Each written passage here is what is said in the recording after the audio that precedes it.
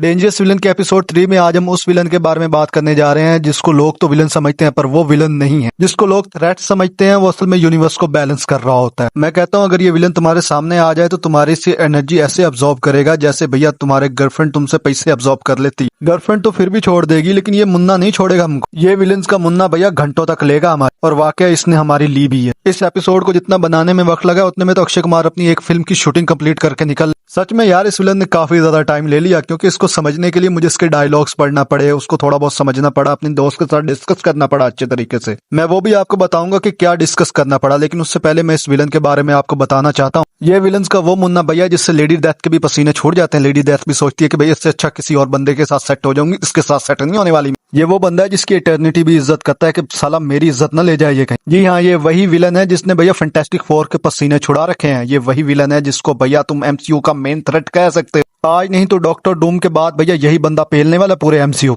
जी हाँ, मैं मजाक नहीं कर रहा हूँ क्योंकि डॉक्टर डूम के बाद यही वो हस्ती है जिसके लिए हमारे दिल में बहुत ज्यादा इज्जत है कि भैया ये बंदा सबको पेलेगा। वैसे जब एमसीयू वालों ने इसकी जगह डॉक्टर डूम को अपना विलन बनाया था तो मेरा तो दिल टूट गया था सच। मैं जानता हूँ कि अभी तक तुम लोग समझ चुके होगे कि मैं किस विलन के बारे में बात करने जा रहा हूँ। जी हाँ, गैलेक्टस के बारे में बात करने जा रहा हूँ। इससे आप एमसीयू का कालीन भैया, मुन्ना भैया सब कह सकते हो। भाई ये बंदा है, अगर ये बंदा तुम्हारी हाथ पर अटैक कर दे तो तुम इसके पास डिप्लोमेट्स भी नहीं भेज सकते कि साला भाई थोड़ा रुक जा, काम करने दे, यहाँ पे कोई मस्ती मजाक नहीं चल रहा। ये बंदा तुम्हारा खून तक चूस जाएगा और कहेगा कि भैया मेरे तो डकार भी नहीं आया। इसका असल नाम गैलन था लेकिन पता नहीं कैसे इसका यूनिवर्स कोलैप्स कर गया और उसके बाद भैया ये दूसरे यूनिवर्स में आ गया। लेकिन दूसरे यूनिवर्स में आने के बाद भैया ये कॉस्मिक एंटिटी बन गया इंसान बनने के बजाय, इसलिए भैया इंसानों को खा रहे। इसलिए लगता है कि ये हर कॉमिक में इंसानों को ही पेलने आता है, किसी और को पेलने जाता क्यों नहीं है भाई ये बंदा। एवेंजर्स और फैंटास्टिक फोर का ही मजाक बना के रखा हुआ इसने पूरी सीरीज के अंदर। और रही बात जो मैंने पहले कही थी कि भैया दुनिया इसको विलन समझती है पर ये खुद को विलन नहीं समझता है क्योंकि जिस तरह ये प्लैनेट्स खाता है उस तरह ये प्लैनेट्स बनाता भी है, जिसकी वजह से भैया लेडी डेथ को भी इससे कोई लेना देना नहीं।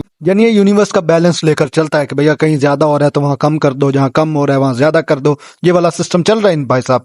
सीधा बोलो ना सर जी, आप दुकानदार। और ऐसा भी नहीं है कि भैया इसको प्लैनेट्स खत्म करने में मजा आता है या प्लैनेट्स खाने में मजा आता है। इसको मजा नहीं आता है बिल्कुल, इसको दर्द भी होता। इसी सिचुएशन को समझने के लिए आप जरा उसके डायलॉग को सुने। उसका एक डायलॉग है जिसमें वो ये बात करता है, मैं हर दुनिया का कातिल हूँ लेकिन मैं एक क्रिएटर का रोल भी प्ले करता हूँ, क्या ये मेरे वजूद की सबसे बड़ी सजा नहीं। वो डायलॉग इंग्लिश में था लेकिन मैंने उसका तर्जमा कर दिया कि भैया ये सीधा सीधा उसका भैया एक पेनफुल डायलॉग है जो मुझे काफी ज्यादा पेनफुल लगा, जो इस बात को जाहिर करता है कि गैलेक्टस को शौक से नहीं कर रहा है ये सब के भैया उसको तबाही का शौक है। उसको भैया अपनी हंगर प्रॉब्लम है, उसको भैया बहुत ज्यादा भूख लगती है। और फिर क्या करें, पेट अपना पापी है तो फिर काम करना ही पड़ता है इस सब के लिए। फिर सही गलत कहाँ नजर आता है, सामने खाना देखकर कौन भूखा रहना पसंद करता है यार। लेकिन गैलेक्टस की भूख को समझने के लिए आपको ये बात समझना काफी ज्यादा जरूरी है कि गैलेक्टस ये खुद नहीं कर रहा है, अपनी मर्जी से नहीं कर रहा, वो ये सब अपने सर्वाइवल के लिए कर रहा है, अपने आप को जिंदा रखने के लिए कर रहा है कि भैया मैं जिंदा रहूंगा तो तभी सबको बचा पाऊंगा। जैसे वो अपनी एक डायलॉग में मजीद कहता है कि मैं सिर्फ एक सर्वाइवल की चाहत में, लेकिन हर बार ये चाहत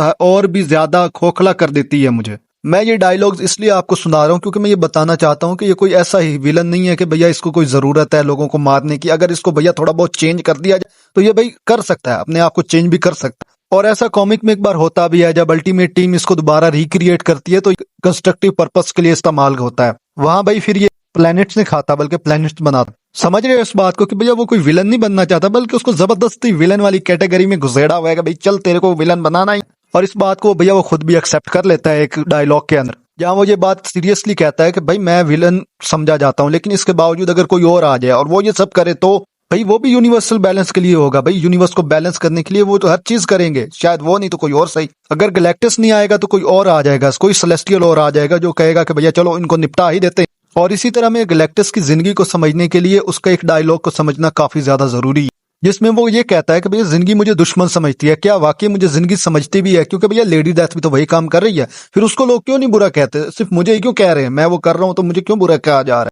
मैं अगर जिंदगियों को तबाह कर रहा हूँ तो मैं जिंदगियां बना भी रहा हूँ, मैं अगर प्लैनेट्स डिस्ट्रक्ट करता हूँ तो मैं कंस्ट्रक्ट भी करता हूँ अच्छे तरीके से, बैलेंस साथ साथ लेकर चलता हूँ, लेकिन इसके बावजूद मुझे हमेशा बुरा समझा जाता है। देखो यार, कॉमिक्स के डायलॉग से ये बात तो साबित होती है कि भैया ये बंदा कुछ जानबूझ के नहीं कर रहा है, मतलब कि भाई इसको कुछ चुल मची हुई है कि मैंने हर रोज जाना है एक प्लैनेट ही खा, बल्कि उसके मुकाबले में आप इसे कंस्ट्रक्टिव तौर पर भी यूज कर सकते हो। मतलब सीरियसली समझो, जिस तरह अल्टीमेट टीम ने यूज किया, बंदा कोई एमसीयू में बड़ा विलन नहीं है लेकिन इसके बावजूद एक खतरनाक विलन जरूर है। अगर भैया ये अपनी पे आ गया तो सबको लेगा पकड़।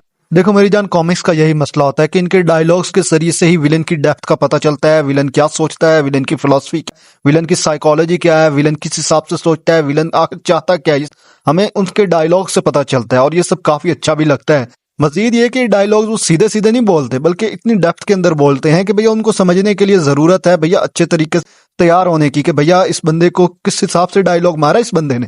मजीद ये कि कॉमिक में ये विलन काफी ज्यादा डिस्टर्ब भी दिखाया गया है, कि मतलब वो एक डायलॉग में ये बोल देता है जो उसकी आइडेंटिटी क्राइसिस को भी काफी हद तक जाहिर करता है, जिसमें वो ये कहता है कि मैं एक इंसान था लेकिन अब मैं भूख और डिस्ट्रक्शन का दूसरा जरिया बन चुका हूँ, क्या ये मेरी सबसे बड़ी सजा नहीं है? जो कहीं ना कहीं इसके आइडेंटिटी क्राइसिस को भी जाहिर करती है कि वो बंदा खुद से भी खुश नहीं है, कि भाई मैं खुद से भी खुश कहाँ हूं तो भैया दूसरों को भी खुश नहीं रहने देता। ये इस बात को जाहिर करता है कि जब आप अपनी आइडेंटिटी से अनजान होते हो तो आप सबसे ज्यादा खतरनाक खुद के लिए होते हो। जाहिर बात है जब तुम खुद के लिए खतरनाक बनोगे तो तुम दूसरों को भी इस आग की लपेट में लेके आओगे कि भैया चलो भाई तुमको भी आग में लपेट लेते हैं। अगर चाहे तुम चाहो या ना चाहो, लेकिन इस आग में बाकी सब भी जलते हैं।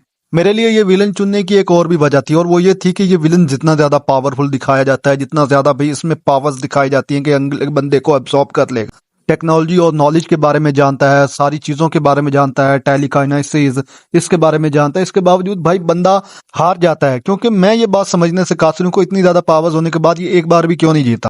मैं ये बात इसलिए कह रहा हूं क्योंकि मुझे ये पूरी कॉमिक में सबसे ज्यादा पावरफुल विलन लगता है, लेकिन इसके बावजूद भाई फंटास्टिक फोर्स सिल्वर सर्फर के साथ मिलकर इसको हरा देते हैं अपनी फर्स्ट अपीयरेंस के अंदर। जिसके बाद अगर आप सीक्रेट वॉर्स की बात करो तो वहां बियॉन्डर भाई इसको पेल देता है कि भाई ये देख लो भाई मैं तुमको पेल के जा रहा हूँ, जो उखाड़ना उखाड़। कॉमिक्स में हद तो तब हो जाती है जब थोर इसी की पावर्स अब्सॉर्ब करके इसी को पेल देता है पूरे तरीके। इससे कहते हैं नैले पे दैला। अकॉर्डिंग टू माय ओपिनियन इससे एक डेंजरस विलन के तौर पर दिखाया तो गया कॉमिक के अंदर, लेकिन इसको कहीं जीतता नहीं दिखाया गया। जिस तरह डार्क साइड और नल के बारे में मैंने बताया था कि वो पूरे तरीके से कब्जा कर लेते हैं, सारा कुछ अपने अंडर ले लेते हैं, तो ये वाला सीन इसके साथ नहीं है।